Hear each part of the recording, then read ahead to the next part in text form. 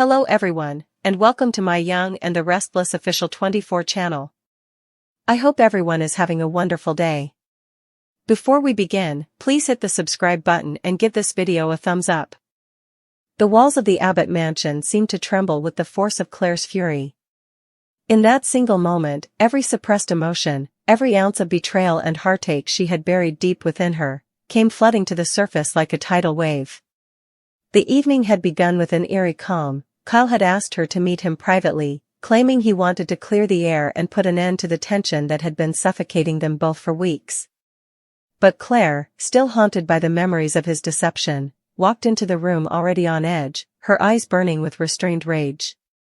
And when Kyle opened his mouth to begin his self-serving apology, pretending as though his actions were born of confusion and not cowardice, Claire snapped. "Don't you dare," she hissed, her voice sharp as a blade. "Don't you dare stand there and feed me another one of your manipulative, half-hearted excuses." Kyle froze, taken aback by her tone, his expression flickering between arrogance and guilt. He had expected resistance, but not the hurricane standing before him.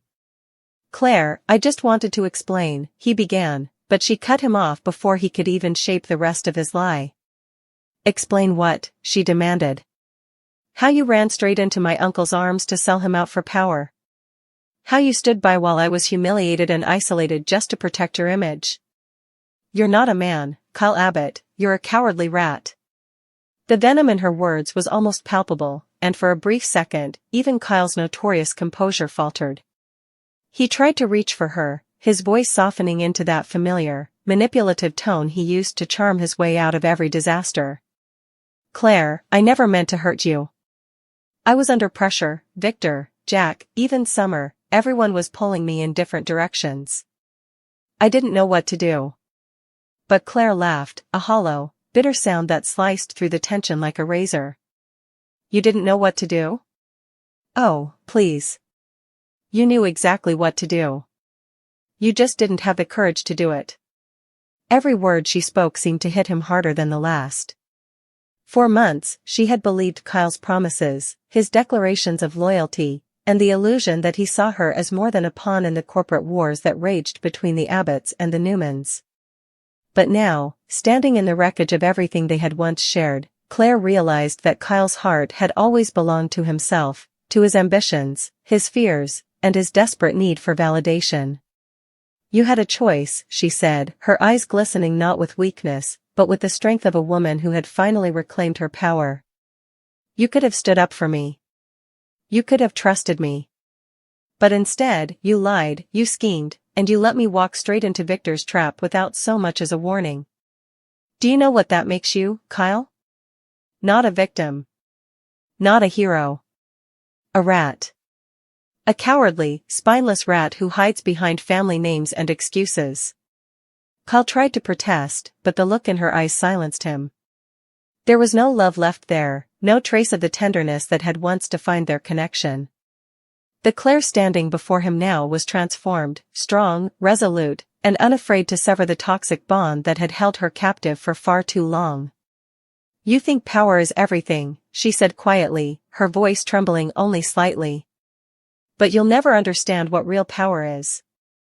It's not about controlling others, it's about standing up for what's right, even when you're alone.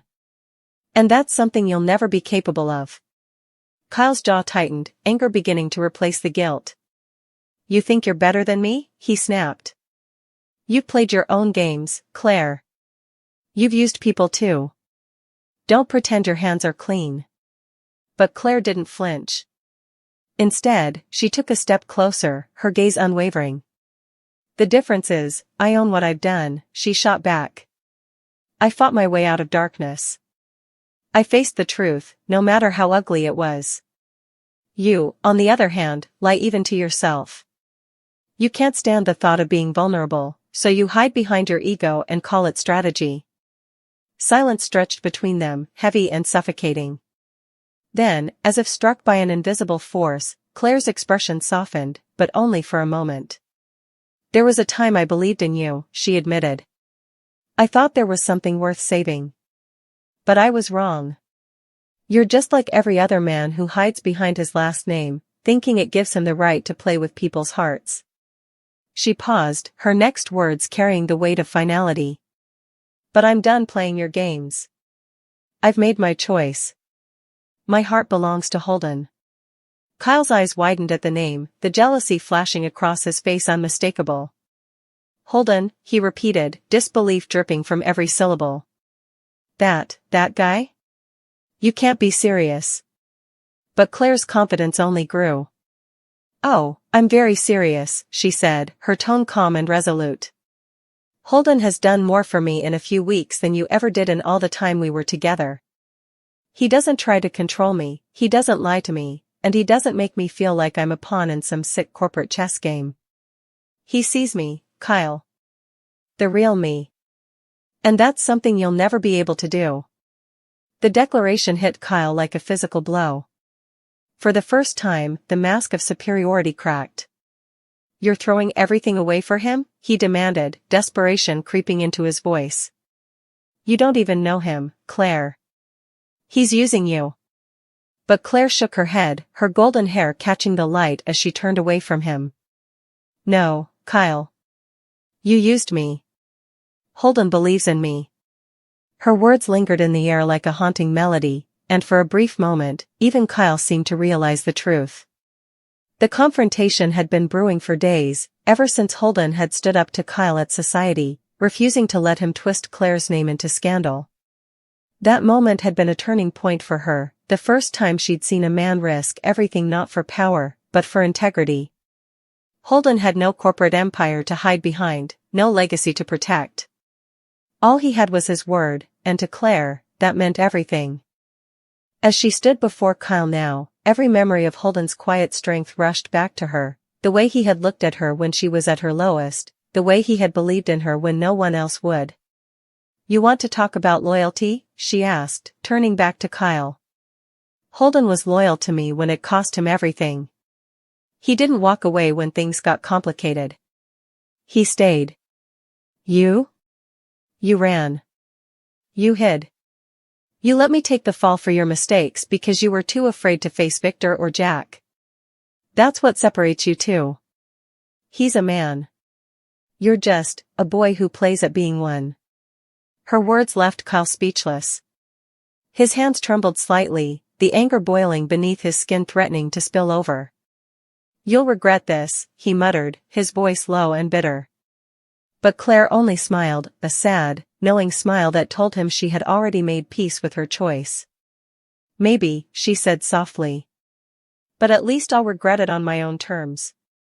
Not because I was too scared to live honestly. The sound of her heels echoed through the hallway as she turned to leave, her head held high.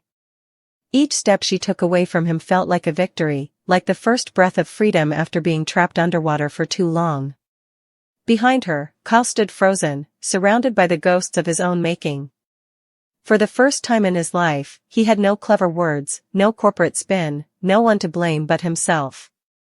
Downstairs, Holden waited by the door. When Claire appeared at the top of the staircase, her eyes still burning from the confrontation, he knew without a word what had happened. It's over, she whispered, her voice trembling with emotion. Holden nodded, stepping closer, his hand finding hers.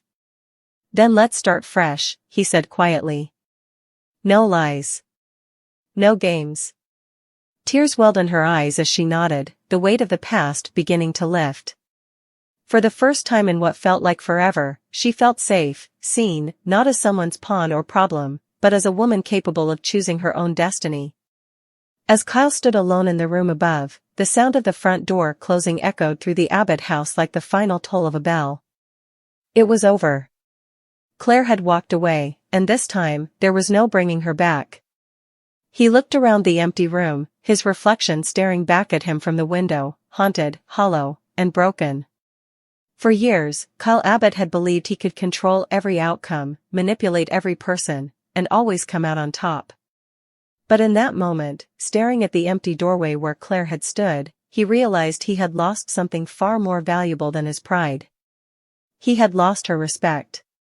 And respect, once gone, was gone forever. Claire, on the other hand, stepped out into the night with Holden by her side, the cool air washing over her like redemption. The stars above seemed brighter than they had in years, as if the universe itself was rewarding her for finally breaking free. She knew the road ahead wouldn't be easy, nothing in Genoa City ever was, but she was done living in fear, done letting men like Kyle dictate her worth. She turned to Holden, her fingers intertwining with his, and whispered, "For the first time in my life, I feel like I'm exactly where I'm supposed to be." Holden smiled, brushing a strand of hair from her face. "That's because you are," he said softly. Behind them, the Abbott mansion loomed like a shadow from another life, a monument to secrets, manipulation, and broken promises. But Claire didn't look back. Not once. She was done mourning what could have been. The woman who had walked into that confrontation had been angry, heartbroken, and lost. The one walking away was something else entirely. She was free. And as the night carried her forward, the echoes of her words, "You're a cowardly rat," still lingered in Kyle's mind, reminding him that in Genoa City, even the most powerful names couldn't shield a man from the truth. Claire had chosen her heart over her history, her future over her fear. And in doing so, she didn't just destroy Kyle, she reclaimed herself. The night that Claire walked out of the Abbott mansion would go down in Genoa City legend as the night a young woman found her voice, and burned the bridge behind her. The storm outside mirrored the chaos that rippled through the city's elite circles after her outburst. Word spread fast, faster than anyone could have imagined. By morning, whispers about Claire calling Kyle Abbott a cowardly rat were everywhere, from society's breakfast tables to the offices of Newman Enterprises. And in a world where power, pride, and reputation were everything, Claire's declaration wasn't just emotional, it was political. Holden was the first to sense the gathering storm. He had driven Claire home that night, his steady hands gripping the wheel as rain pounded the windshield, his eyes flicking toward her every few seconds. She sat quietly beside him, her gaze fixed on the road ahead, a mix of exhaustion and determination in her eyes. "You know what this means, don't you?" Holden finally said. "You just declared war on the Abbotts." Claire let out a tired laugh, though there was little humor in it. "The Abbotts declared war on me the moment Kyle betrayed my trust," she replied. "And besides, I'm not afraid of them anymore. Not Kyle. Not Jack. Not even Victor." Holden looked at her sharply at the mention of Victor's name. "You think your grandfather's going to let this go?" he asked. "You humiliated one of his key allies. You know Victor, he'll see this as weakness." Claire turned toward him then, her expression soft but resolute. "Victor can see it however he wants," she said. "But for once, I did something for me. I won't apologize for that." When they reached her apartment, the tension in the air hadn't lifted. Claire stepped inside and immediately went to the window, looking out at the city skyline. "Everything feels different," she murmured. "Like I finally stepped out of a nightmare." Holden walked up behind her, his reflection appearing beside hers in the glass. "That's because you did," he said gently. "You've been living under everyone else's expectations, Victoria's, Victor's, Kyle's. Tonight, you chose yourself." She turned to face him then, her eyes glistening. "And you," she whispered. "I chose you too." Holden smiled faintly, his hand brushing against her cheek. "Then I guess that makes us both targets." The next morning, the storm Claire had been expecting hit full force. She barely had time to finish her coffee before her phone started buzzing nonstop. Texts from reporters, messages from Victor's assistant, even an email from Jack Abbott requesting a private conversation. But the one that stopped her cold was a single text from Victoria, "We need to talk. Now." When she arrived at Newman Enterprises, the tension was palpable. Victoria stood by her office window, her posture rigid, her arms folded. "Do you have any idea what you've done?" she demanded the moment Claire walked in. "Yes," Claire said calmly, closing the door behind her. "I told the truth." "The truth?" Victoria scoffed. "You publicly humiliated Kyle Abbott, one of our closest allies, and called him a coward in front of half of Genoa City's business elite. Do you realize how that looks? To our family? To Newman Enterprises?" Claire didn't back down. I don't care how it looks, she said. I'm done covering up for cowards. Kyle used me, lied to me, and sold me out to protect himself. I won't stand by and pretend that's okay. Victoria's eyes narrowed. And Holden? You're aligning yourself with him now? Do you have any idea what you're getting into?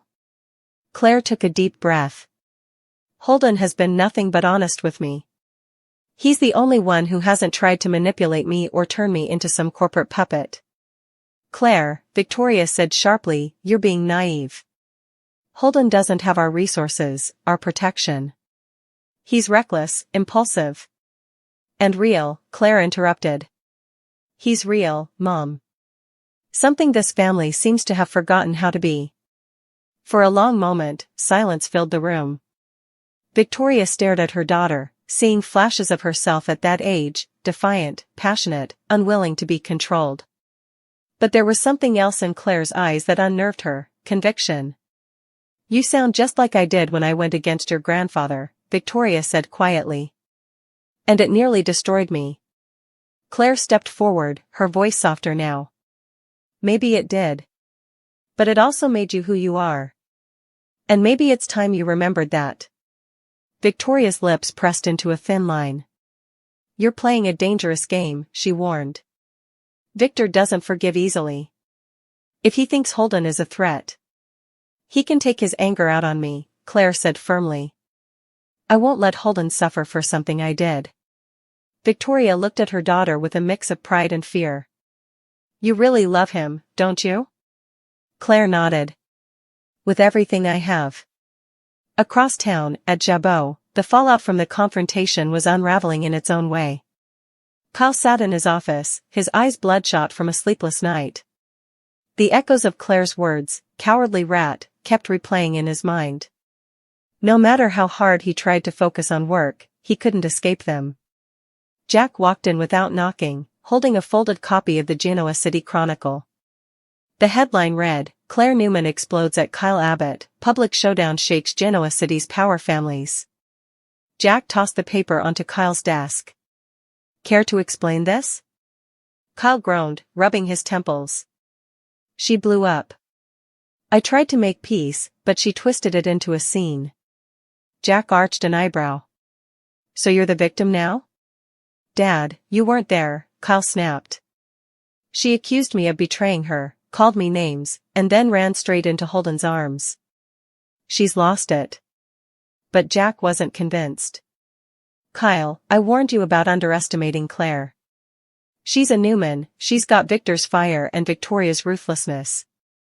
You thought you could manipulate her, but you pushed her too far. Kyle slammed his fist against the desk. I didn't manipulate her. I made a mistake, okay? I thought aligning with Victor was the smart move. I didn't think she'd take it so personally. Jack sighed, sitting across from him. You didn't just lose her, Kyle. You made an enemy out of her. And if Victor sides with her, and he might, if he thinks you embarrassed the family, you could lose a lot more than your pride. Kyle looked away, his jaw tightening. Then I'll make sure Holden pays for this. He's the one who turned her against me. Jack shook his head. Don't. If you go after Holden, you'll only make it worse. But Kyle's eyes had already darkened with vengeance. No, Dad. She called me a coward. I'll show her what real power looks like. Meanwhile, Holden and Claire were doing their best to stay out of the spotlight, but that was easier said than done. Every time they stepped outside, someone was whispering. At Society, at Crimson Lights, even at the park, everyone wanted a piece of the drama. But Holden didn't care. He had seen Claire at her lowest, and he wasn't about to let the gossip tear her down again. They'll get tired of talking eventually, he told her one afternoon as they walked along the waterfront. Claire smiled faintly. In Genoa City? Doubtful. He chuckled, squeezing her hand. Then let them talk. We'll give them something worth talking about. She looked at him curiously. What do you mean? Holden stopped walking, turning to face her fully. You've spent your whole life being defined by other people's power, Newman, Abbott, whatever. What if we built something of our own? A company. Something independent. Claire blinked, surprised. You want to go into business with me? I want to build with you, he said. Something that's ours. Something that no one can use against us. For the first time in days, Claire felt hope flicker in her chest. You think we can pull that off?